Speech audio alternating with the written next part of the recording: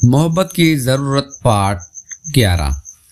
امی کہنے لگی نہیں یوسف، میں اب اس کے پاس نہیں جاؤں گی، اب کی بار گئی تو میری لاش ہی آئے گی وہاں سے۔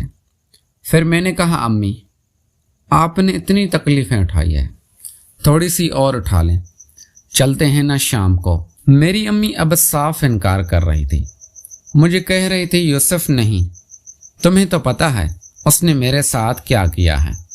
میں نے کہا امی اب ایسا بھی کیا ہو گیا، اسی کام کے لیے تو چیز ہوتی ہے، آپ نے اگر اس کو دے دی ہے اور اس نے تھوڑا سا استعمال کر لیا ہے تو کیا ہو گیا، کل کو میں نے بھی تو ابھی کرنی ہے۔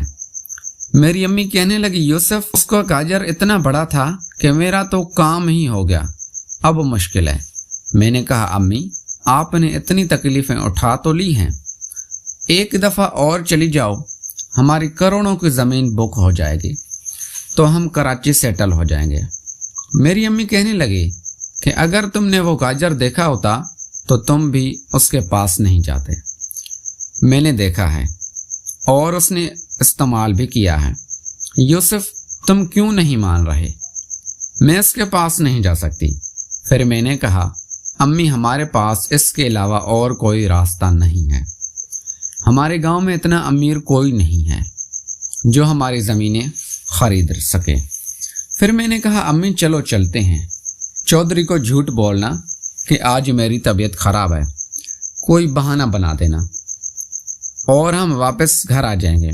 میری امی کہنے لگی نہیں یوسف، چودھری نہیں مانے گا، تمہیں نہیں پتا چودھری کے بارے میں، وہ اس چیز کا کتنا دیوانہ ہے۔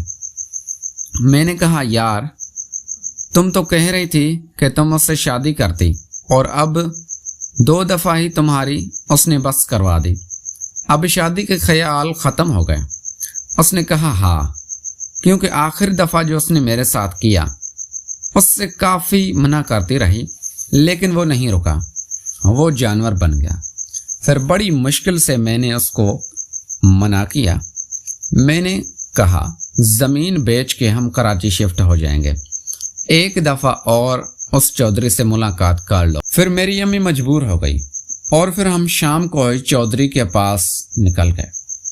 ہم گئے تو چودھری ڈیرے پر موجود نہیں تھا، اس کے ملازم نے دروازہ کھولا، ہمیں بہت ہی آداب طریقے سے اسی گارڈن والے کرسیوں پہ بٹھایا، چائے بنا کے لایا اور ٹھنڈا پانی جگ میں لا کر پھر کہا کہ تم لوگ بیٹھو، چودھری صاحب نے کہا ہے کہ میں آ رہا ہوں 10 منٹ میں۔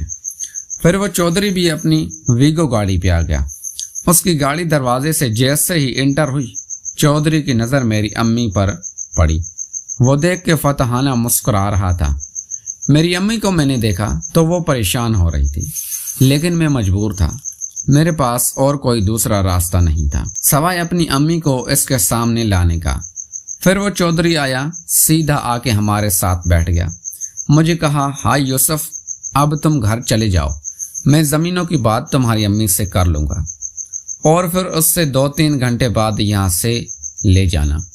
پھر مجھے بڑا غصہ آ رہا تھا چودھری پہ، لیکن میں اپنا غصہ نکال نہیں سکتا تھا، میں نے بہت ضبط کیا۔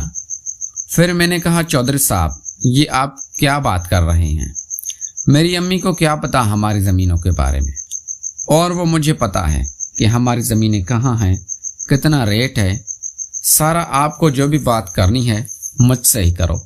پھر وہ چودھری شرمندہ ہو گیا، اس نے جوش جذبے میں یہ بول دیا۔ پھر وہ کہنے لگا ہاں یوسف بات تو میں تم سے ہی کروں گا، بتاؤ کتنی زمین ہے اور کیا ریٹ ہے اس کا۔ پھر میں نے اس سے اپنی زمینوں کی ساری تفصیلات بتائی۔ میں نے کہا میرے چھوٹے بھائی کاشف کے حصے میں اتنی آتی ہے، میرے حصے میں اتنی آتی ہے، سب کا حصہ ملا کے اتنی زمین بنتی ہے اور فلاں جگہ پہ ہے، اس جگہ کا ریٹ یہ چل رہا ہے، اس ریٹ کے حساب سے 6-6.5 کروڑ روپے بنتے ہیں۔ پھر وہ چودھری کہنے لگا کوئی بات نہیں، میں 6 کروڑ تمہیں دے دوں گا، لیکن 1 ہفتے کا ٹائم دو مجھے، میں 1 ہفتے میں جمع کر لوں گا، اور پھر وہ زمین بھی جب تک تم اپنے نام لگوا لو اور پھر میرے نام لگوا دینا۔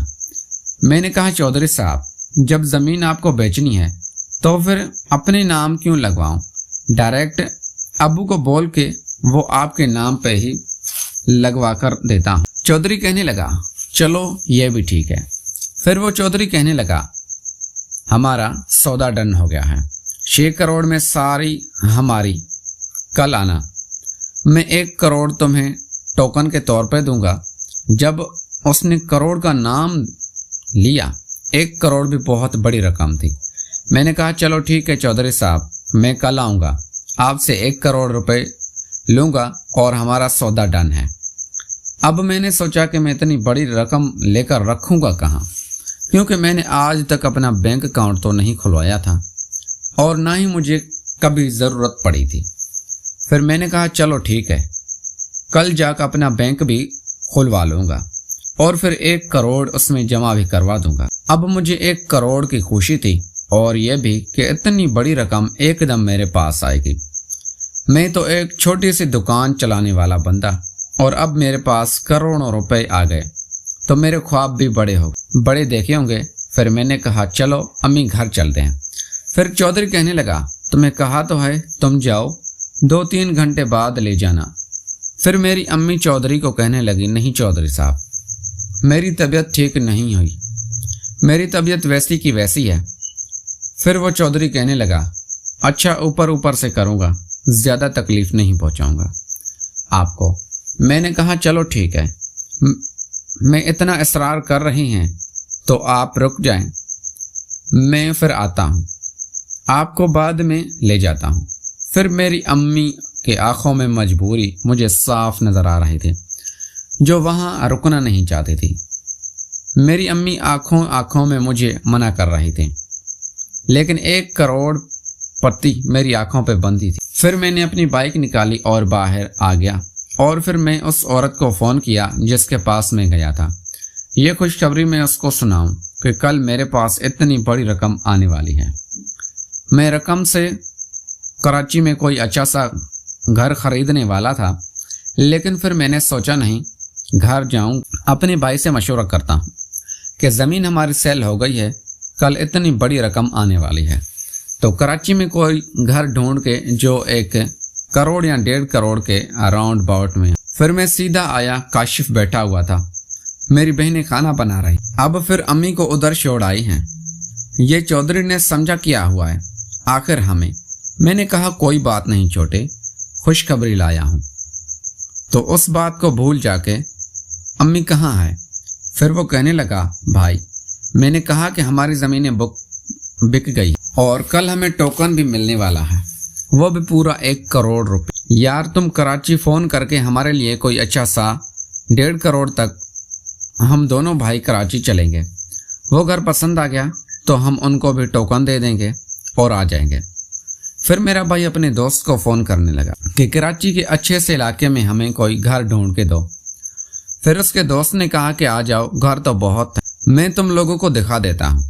फिर मेरे भाई ने कहा कि भाई मेरा दोस्त बोल रहा है घर बहुत खड़े हुए हैं, आओ देख लो। तो मैंने कहा अच्छा, कल मुझे पैसे मिलने वाले हैं, कल सुबह जल्दी उठ जाना, बैंक अकाउंट भी खुलवाना है और वो सारे पैसे उसी में जमा करवाना है। तो कल हम कराची चले जाएंगे और 1 हफ्ते तक हमारे सारे पैसे भी आ जाएंगे। कराची जाके हम कोई अच्छा सा घर पसंद करके आ जाएंगे और फिर हम वापस यहाँ आके अम्मी और बहनों को ले जाएंगे। मेरा भाई कहने लगा चलो ठीक है। और फिर मेरी बहन किंजा आई, कहने लगी भाई मुबारक हो, आपकी ज़मीन सेल हो गई। मैंने कहा हाँ किंजा, मेरी नहीं हम सब की ज़िंदगी अब आसान होने वाली है। वो कहने लगी हाँ शुक्र है भाई अल्लाह का, गंदे गांव से हमारी जान छूट जाएगी। अब हम भी शहर में जाएंगे, वहाँ पे हम अपनी सुकून भरी ज़िंदगी का आगाज़ करेंगे। मैंने कहा हाँ कनीज़, मैं वहाँ पे जाके तुम सब की अच्छी जगहों पे शादी करवाऊँगा। फिर मेरी बहन कहने लगी यूसुफ भाई खाना तैयार है, आप कहो तो ले आऊँ। मैंने कहा नहीं कनीज़, मैं अभी अम्मी को लेने जाऊँ, अम्मी के साथ मिल के खाना खाएंगे। उस ज़मीन को हासिल करने के लिए जितनी बड़ी कीमत मेरी अम्मी ने चुकाई थी वो हम सब पे भारी थी और उस कीमत को सिर्फ मैं ही जानता था कि मेरी अम्मी क्या कीमत चुका रही है। इसीलिए मैं अपनी अम्मी के साथ कभी भी धोखा नहीं करूँगा, ये मैंने अपने दिल में सोच रखा था। और फिर मैं 2.5-3 घंटे बाद वापस मुलाजिम कुछ चौक पर देखने लगा, मुझे कहने लगा